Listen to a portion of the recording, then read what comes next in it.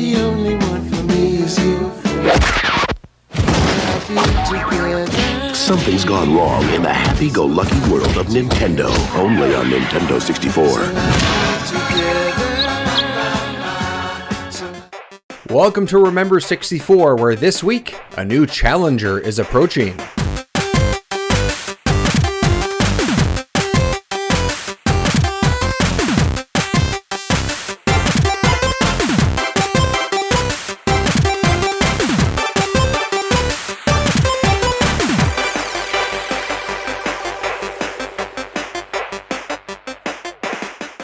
Welcome back to the show, everyone. My name is David Petrangelo. I'll be your host for this adventure as I collect, play, study, and discuss the classic console with you and fellow nerdy guests. This is the show where you'll get a short history and fun discussion about Nintendo 64 games every 2 weeks. Just a small bit of housekeeping off the top. I want to let everybody know that I've launched a Patreon page.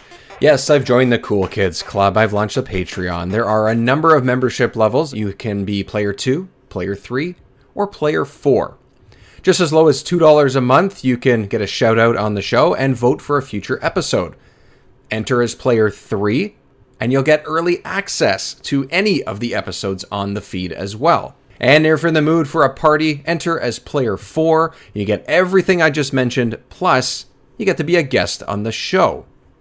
Now, why a Patreon? Well, as you may have heard in level 2 of this podcast, collecting is an expensive hobby. So for the most part, what I'm going to be using the money for is just basically building my collection. More games to play, more things to discuss, more guests, all of it will go towards that. Plus, at the same time, it'll actually help me develop the show a little bit more, get better audio quality, get better programs, things like that, so I can actually do more and make the show more entertaining, as well as I would like to actually do a lot of side content as well for patrons, but I will be building that slowly as time goes on. How do you find it? Great question. Patreon.com/Remember64Show. Again, we have 3 tiers across there: Player 2, Player 3, or Player 4. You can check them all out there for as little as $2 a month. You can be a part of the show and help shape the direction that we go in as well. Again, Patreon.com/Remember64Show. A new segment starting right here with level 3 will be focused around a nerd question of the day. Of course, this one will be focused around Super Smash. You're going to hear after the discussion about the game your answers for your go-to Super Smash Bros. Fighter, so stay tuned for that. Okay, let's head back to the show and bust out the history books, everyone. I'm learning. It's time to go back to April 1999. On the 11th, Shakespeare in Love wins Best Film at the 99 BAFTAs. For sports and hockey fans out there, on April 18th, Wayne Gretzky played his final NHL game. And I've been told, apparently this is an artist that all the kids are listening to these days, but on April 9th, 99, Lil Nas X was born. I couldn't tell you who that is, but apparently they're popular. Damn, I'm old. And of course, April 26, 1999, in North America, Super Smash Bros. Was released for the Nintendo 64. Nintendo All-Star 大乱闘スマッシュブラザーズ64 But how did this wild mashup style game come to be?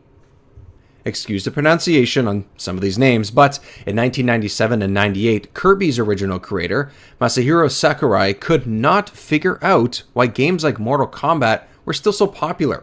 After all, they were so violent, and there were so many of them on the current Nintendo hardware alone that it was flooding the fighting genre market. He said he was always a fighting game fan, but he was looking for something new and fresh. Originally, the development team was working on what was called Dragon King, but fairly late in that dev cycle, Sakurai thought he'd pitch the idea of making the fighters Nintendo characters. I mean, why not, he thought. We have such a powerful brand already, let's utilize it. But convincing the Big N to make the move like that could actually prove to be a pretty tough one, understandably. So without their knowledge, the developers put in the characters before they even showed any demo footage at all to the guys upstairs for approval. Featured right off the top in this demo were Mario, Donkey Kong, Samus, and Fox McCloud.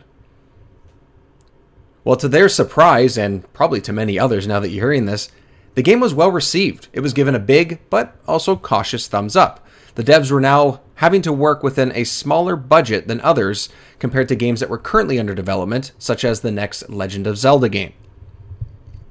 Super Smash launched with a decent selection of fighters: Mario, Luigi, Kirby, Donkey Kong, Samus, Fox, Pikachu, Link, Ness, Jigglypuff, Captain Falcon, and of course Yoshi.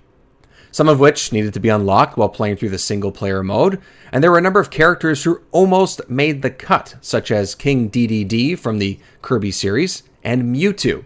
And as some of you might already know, both have appeared in future iterations of the game. Despite the aforementioned smaller budget, Super Smash Bros. Ended up being one of the Nintendo 64's best-selling games. It sold just over 5.5 million copies worldwide during its lifetime, good for 5th place in the console's best-selling list. Alright, Nintendo nerds, let's put the textbooks away. It's time to chat about playing the game and our memories of it. It's the battle to end all battles. It won't be broadcast. It won't be on pay TV. It won't be in any arena. It's Super Smash Brothers, and it's only on N64. Now it is time to talk about the game itself, experience with playing it, our memory, the nostalgia, everything about Super Smash Bros., the first game in the series. And I'm so happy that I get to tie in my other podcast, Back in My Day, with one of my other illustrious hosts that have been on the show for the last few years, Mr. Ian Walter. Thank you for joining me. Hey, no problem. Hey. Any excuse to talk games from back in my day. Exactly. Like we've said in Back in My Day, we're always gaming, and this is just Always another game. excuse to talk about that. Exactly. So we are focusing on the Nintendo 64 version, the inaugural Super Smash Brothers from April of 1999. Just before we hit record, we realized, wow, this came out 2.5 years after this console was, I guess, out on store shelves.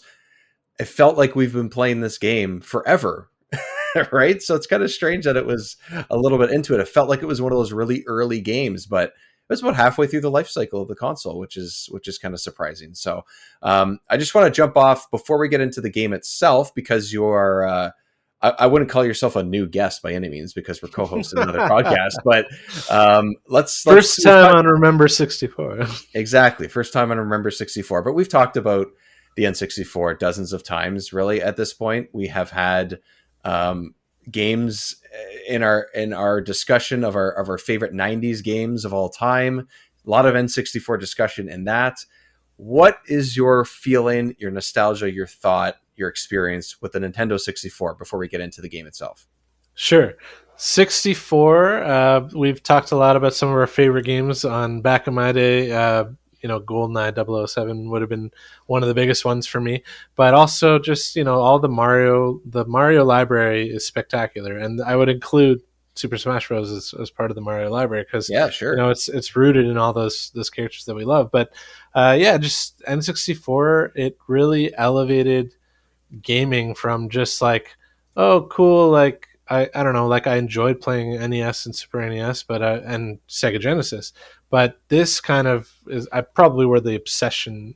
Maybe I was already obsessed with Sega Genesis, I'm not gonna lie, but this is kind of where like it really got real, especially when you consider couch co-op coming into it, 4 controllers, having friends over on a weekend, renting games, and really taking advantage of the multiplayer. So like, gaming was always fun, play 1 or 2 players with the older systems. Now you can play 4. And I think N64, what it did best was lean into, we have great solo titles like, Legend of Zelda Ocarina of Time. It's a classic. But we also have a lot of titles that can be enjoyed by 4 people on a shared screen. And what Super Smash Bros. Did the best out of all those games for me was it wasn't just a split screen experience. It was a true shared screen experience where you're all 4 characters jumping around on one map, which I really liked. I think that's exactly what I was about to mention too. It's like, it's not like, someone went on the far side of one of the levels, like the Hyrule level, like the Zelda level is one of the largest. It feels like it is anyway, because you kind of you're on the rooftops and you kind of move from one side to the other, but the camera just zoomed out. And sure, maybe it was a little too far based on like what size TV you had or whatever at the time, or especially now if you hook up the console to a 50-inch TV, which I did, which was a complete mistake because it was so blurry. So I had to fix that. But it's actually kind of mind blowing that they were able to pull that off so seamlessly. I haven't experienced any slowdown since I picked up the game over the last couple of weeks and played it. Like it works really smoothly. And I think exactly what you said, the N64 in general was so key to multiplayer, couch competitive or couch co-op, that like, it feels like, yeah, there's Mario Party, which I will get to. We will get to those games eventually, but Super Smash to me is like the 4-player game. Yeah. That's what always stood out as the 4-player experience. So, what's some of the key standouts for you that you remember from playing this game? Well, you mentioned the Hyrule level. I really like the design of that, but maybe I'm biased because I really like Legend of Zelda titles. But it's funny you say when it started to zoom out, that just gave you an excuse to go hunt down that fool that went out on his own on the other side of the map. You gotta play the game, you know. Maybe my almost constant Kirby pick of floating around to make sure I don't get that last hit and get knocked out. That was probably me. It was probably me doing that.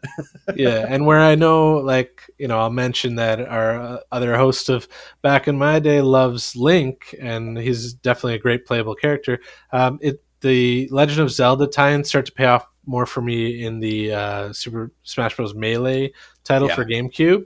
But for me, it was more so, you know, I think all of the characters are memorable. There were about 12, a dozen after the unlocks. So there's 12 in total. Yeah, which seems like pretty small when you think about Smash Bros. Today, because it's become this other monster. But even those 12, they all had their own unique style, and just everyone had a fun. I remember playing a lot of Pikachu, but but for me, I don't know. He seems like the most simple and basic character. My favorite is Luigi. Always, first and foremost, Luigi. I don't know about you, but I had a blast playing. I know a lot of people love playing with Mario. For me, there was something subtle about Luigi, and he had this really cool kill strike move that was hard to pull off. That I always so to me, there are differences, that they're not just mirror characters for sure. But what's that move, and what about Luigi is not necessarily better, but you found to be the enjoyment? Like, why is Luigi the extra enjoyment over Mario, for example? So in a game where characters are largely rooted in nostalgia, they're all coming from recognizable franchises throughout Nintendo, and now even other like Sega properties that Nintendo's acquired.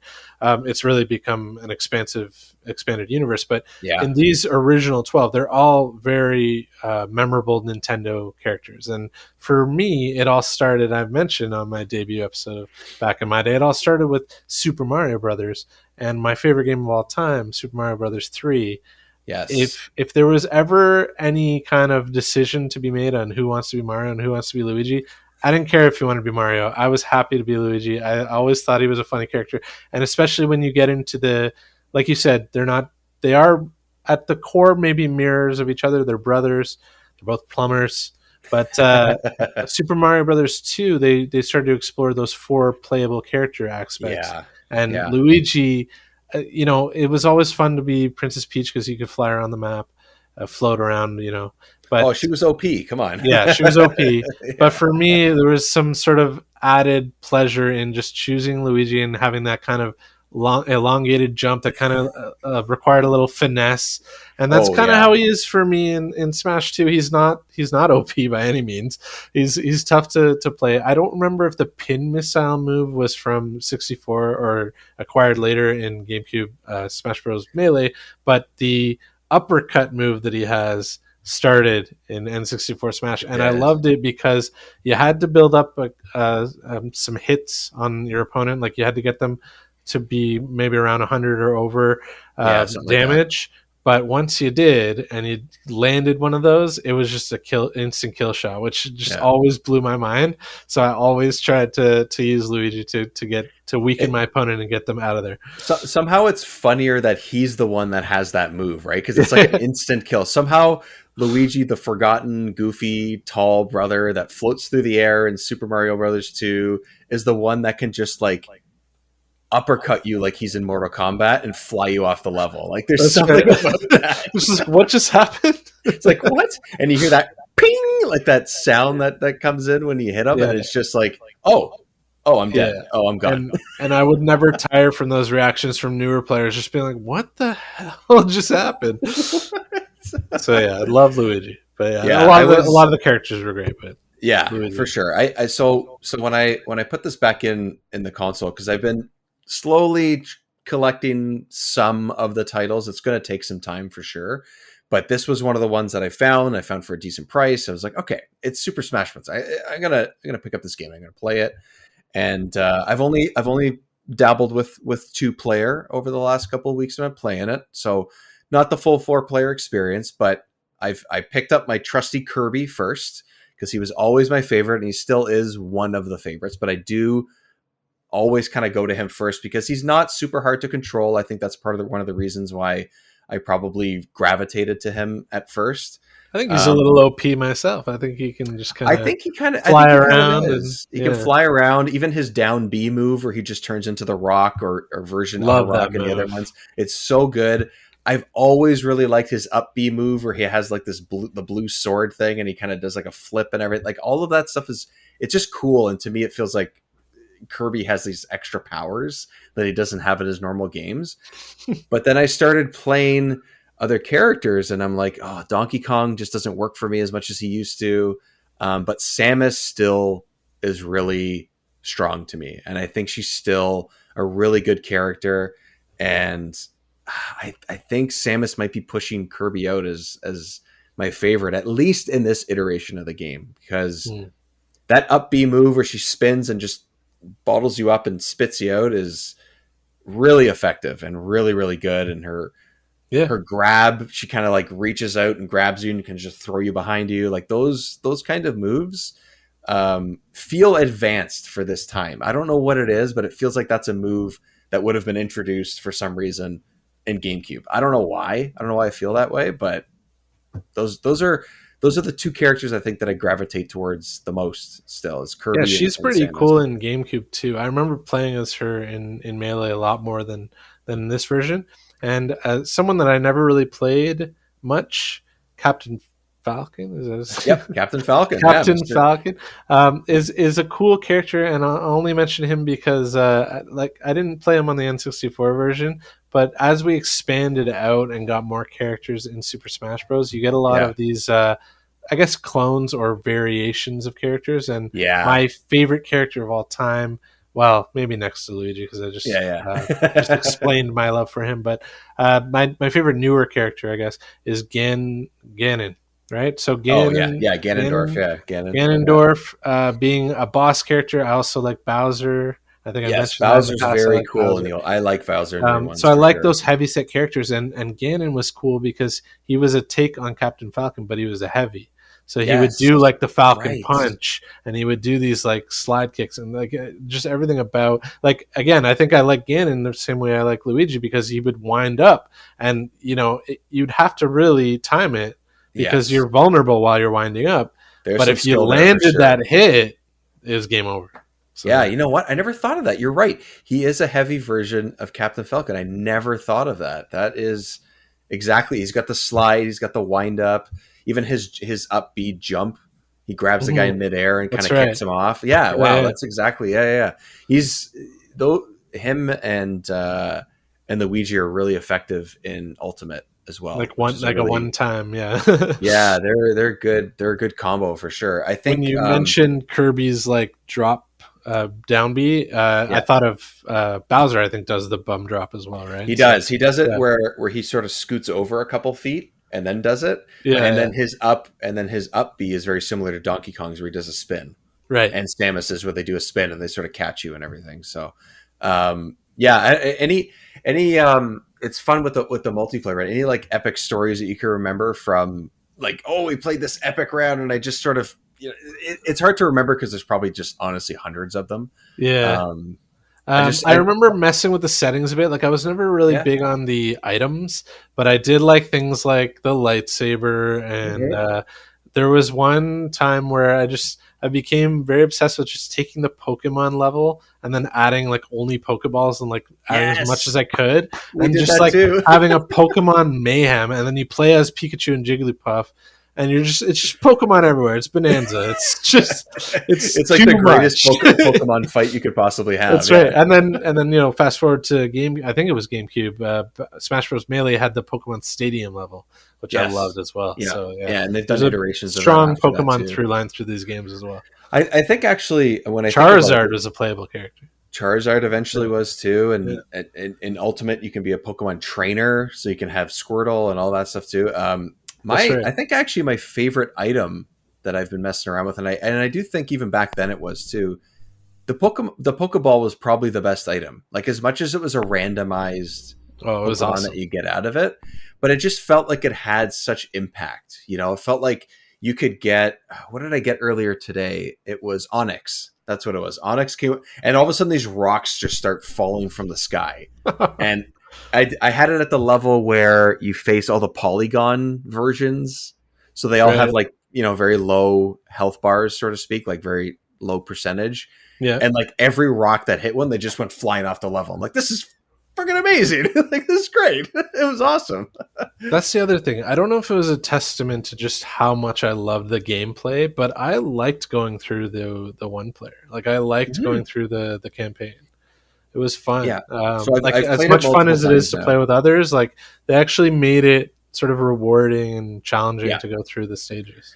Well, and you have to go through it to unlock some of the characters as well. Like you automatically get Jigglypuff, I think, if you play any difficulty. I can't remember if it's easy or not, but I started with normal, went through that a couple times. Then I played hard. I'm like, okay, yeah, no, this is more difficult. You face like Metal Mario, and the guy's just like he's like I think first time I hit it in hard was with Donkey Kong, I'm pretty sure.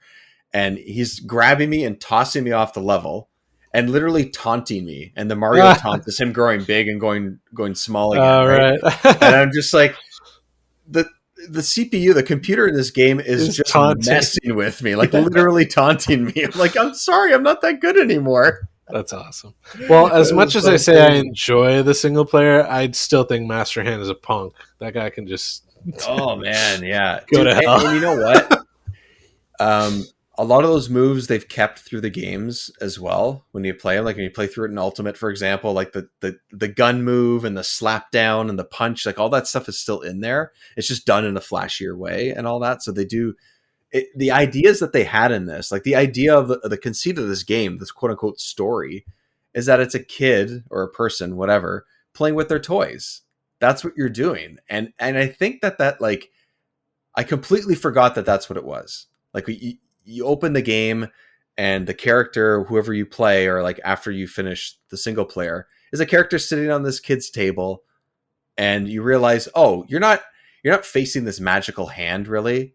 You're playing against the kid that is batting you around, right? And I think that's just a fun idea that they made this basically a Nintendo Toy Story is kind of what it was. Yeah, like a kid playing with his toys, and you're right. You're collecting those like memorabilia, like collectibles, the figures and stuff. Yeah. So it's true. like that. That's what it was. And I'm like, oh, I didn't really remember that until I saw the character lying on the desk, and I was like, oh, this is Toy Story, but with Link. You know, like that's what it was.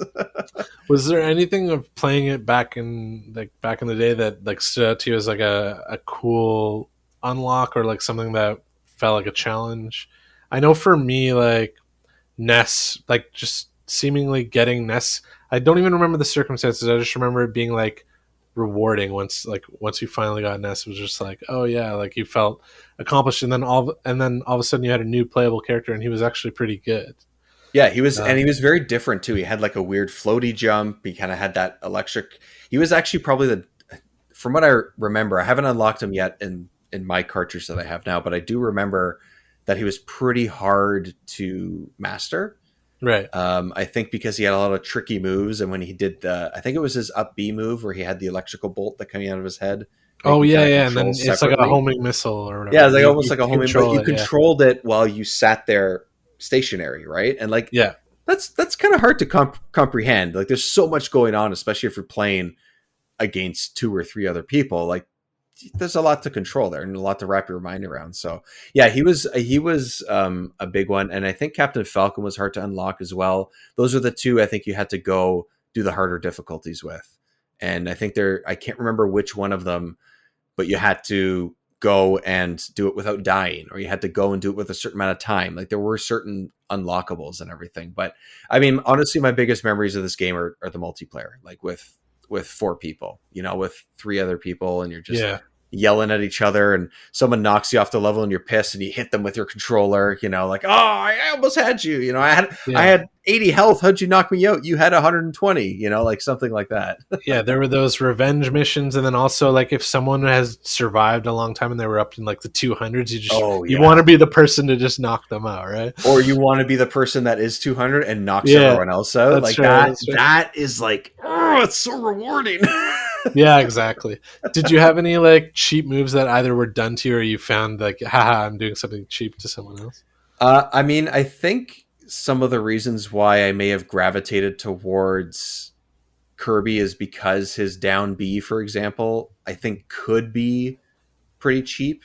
It could be exploited a little bit because you could float above a bunch of people and let everybody else fight, and then you just smack yourself down. You get the finishing move. Yeah, and unless someone has their shield up, you are knocking every single one of them, and they can't knock you until they knock you out of your shield, right? So it's sort of, I think that might have been part of it. That was sort of like a safety net almost.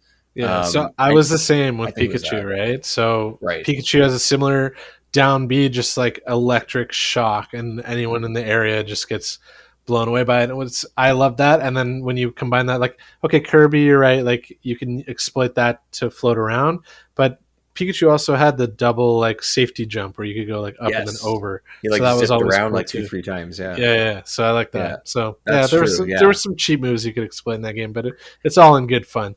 It's all in good fun. I mean, honestly, like, look, this game is great. We have the memories for it and everything, but I think it is also one of those franchises, if you want to call it that, or series that, builds on ideas from previous iterations. Like, to me, like, I'll get to Mario Kart and we'll talk about that in an episode, but to me, I love the Super Nintendo one over the 64 one, but honestly, like, there's no way that Mario Kart 8 is not the best iteration of that game. And there's no way, in my opinion, I know a lot of people really love Melee as like the standout Smash Brothers version, but Ultimate is just like an insanely tight, good, expansive game. And the N64 version, Super Smash Brothers, the inaugural one, just laid the groundwork, and it's still, for the most part, playing it over the last couple of weeks, I think still holds up. Like, I think as long as you have had experience with the controller, which does make a difference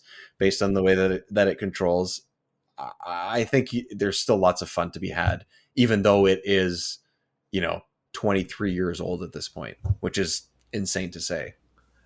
Yeah, I mean, they've improved on the graphics, and obviously they've expanded the playable characters, and the gameplay has improved, but the fundamentals are there. The reason why we like Smash Bros is because you just get a bunch of familiar characters on one screen together and beat the hell out of them. And it was also fun.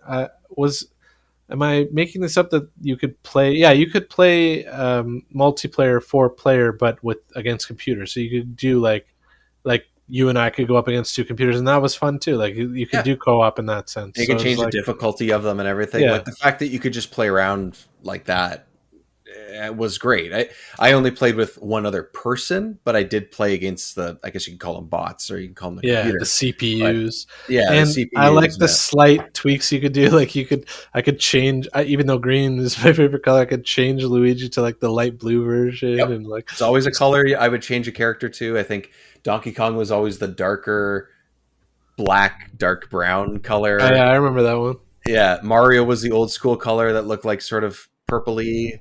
And you could do Dr. Mario, right? You could do Dr. Mario. Or is that a different version? Oh no, he became a playable character. Yes, but yeah, I don't know. I wonder if Not they had this Dr. one. Mario's skin, because I like something about that feels familiar to me. That Maybe well, they're in making that Ultimate up. and in whatever the one before Ultimate was. I'm terrible at knowing the titles of that. Oh, you know what? I think Mario had the Firepower Mario skin that The I Fire really Mario, liked, yeah. and he had like in the dark green and white one, like that one. So yeah, Yeah, the exactly. different colors I always picked as well. Kirby was always, I think he was sort of like it's like a turquoise, but Could he be had like yellow blue. Yeah. eyes. Oh Yeah, yeah. blue, and he had yellow eyes, which is why I liked it. Yeah, which is like it's just those little unexpected things, but they have to sort of differentiate them if you're going to potentially pick the same character or whatever, right? I did play with Fox a couple times and was not good with him at all. I So feel like he's a tough character to play. he is his down B unfortunately was a little bit tough because like he reflects back projectiles, which is good, but it's not like You his have to be up shield. against someone with projectile. I mean, most Exactly. people do, but not everyone exploits them. So it's like, Yeah, right. So like Kirby doesn't really have a projectile. So if I face Kirby or if I face Donkey Kong, I'm not using that move because you could reflect, items and things like that, but I'm not using it the way that I would utilize other down B, up B, whatever moves that I would with the characters. But I don't know. I had a good time revisiting it, and Smash Bros. I think, like I said, off the top was like the 4-player game, even more so than something like Mario Kart and Mario Party was. Um, it's just such a cool idea to have Nintendo characters beat the poop out of each other. Like, yeah. that's really what this is, and it's I amazing. So, I mentioned, the Hyrule level, but did you have a favorite level? I really like the Donkey Kong level. I thought that was fun, but I do really love Donkey Kong, so I'm a little biased because it's No, playing that's a Donkey great Kong level. music. Yeah, it's It's a kind of great cool. It level. has the barrel moving underneath, which is kind of cool because you can kind of save yourself just in case you miss the ledge. But the Hyrule level was really fun too. I do kind of like the levels that give you a little bit more space, and that was probably the best one for that. Am I So, crazy? They had an original Mario level, right? Like that seems like something they had. yeah, there was always original Mario levels. Where you could like hit the block. I'm Yeah, pretty sure. yeah. There was Pokemon levels later. There was a lot of other Zelda levels that were introduced, but there was a select few levels and select few characters. But honestly, it worked. It worked at Yeah. the time, and it still kind of does. There's enough variety in it. Every level kind of has its own quirks and its own things. The Hyrule level had the tornadoes. Yeah. Well, even when you look at the original Mortal Kombat, there was like what 8 players. Like there was same thing. there were less characters than that, and that became such an iconic. It's easy to franchise. forget that the rosters and the levels and stuff were so much smaller. Mhm. And how much enjoyment you got out of that limited, I guess what can be considered now limited variety, right? You compare it to anything Yeah. new now, sure. Yeah, no problem. It's going to be less than, but not in a bad way. Well, yeah, because I would argue that a game like Smash Bros had more variety among those 12 characters than other fighter games that came before. So it's Yes, just like exactly. every Exactly. character felt unique. Even the Yeah. ones that were mimicking, like even I would say Jigglypuff and Kirby were like the two that felt the most similar, but everything else, like even them, they had their differences, but everyone else felt like they had their own identity. Yeah, I mean, like Yoshi is, he controls differently. He's got that floaty Luigi jump. That's the one thing he does That's have. right. Yeah. He kind of shares that. He steals that from Mario Brothers too. But yeah, everyone kind of had their own style. Even Mario and Luigi were different enough that you could still play them differently. So Yeah, the one thing, like the downside of playing Luigi versus Mario is Mario had a way better like double jump, like a way better save. Like when you're Oh. falling off the platform, he could jump forward. If Yes. you're Luigi, you have to get close enough to the edge because you only go straight up and then straight back down. It was the he went worst straight double up. That's jump. right. It was because that's the kill move. You go straight up, and that's your double jump. That's your save. So That's like your you up just B, float yeah. down, and if you're not above ground, you just float to the bottom. Yeah. And He you're just sad slowly, you slowly start save me. exactly. Floating There's down the nothing you screen. could do. Yeah, good times. All right. Ian, man, thanks for joining me on the show, man. This is awesome. Well, we have lots of Ian to hear about on Back in My Day. We've recently recorded episodes on Spider-Man No Way Home. We're going to have a Batman rewatch. We're going to go through the whole series of Batman movies. So Looking find forward us. to that.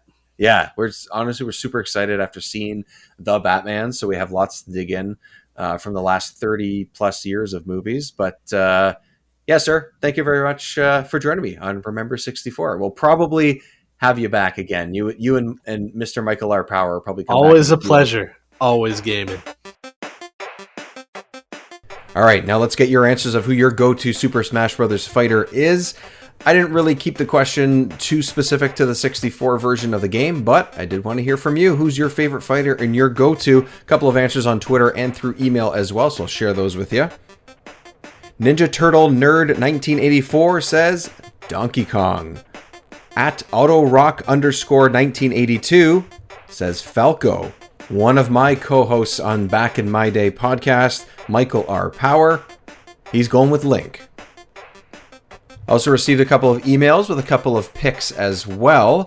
We have Samus, Yoshi, Luigi, and also Ness, which is an interesting pick. I don't know anyone that has a go-to Ness. He is, as we've discussed, tricky to play. But those are our answers, and lots of variety here too. No overlap for the about 7 answers that I received, so that's awesome.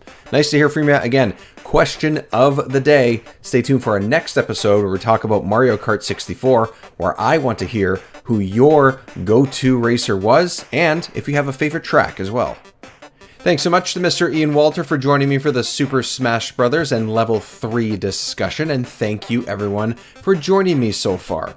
As I mentioned off the top of the show, patreon.com/remember64show. Great way to help me build my collection, build this show, and have a larger community as well. But of course, Remember 64 is not a solo project. I want to know what games you love, the good times you had with the N64, and what games you want to see and hear me and fellow guests talk about.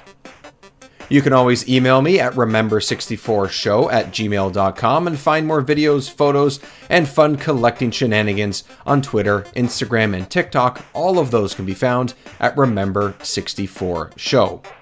Until next time, stay pixelated, my friends.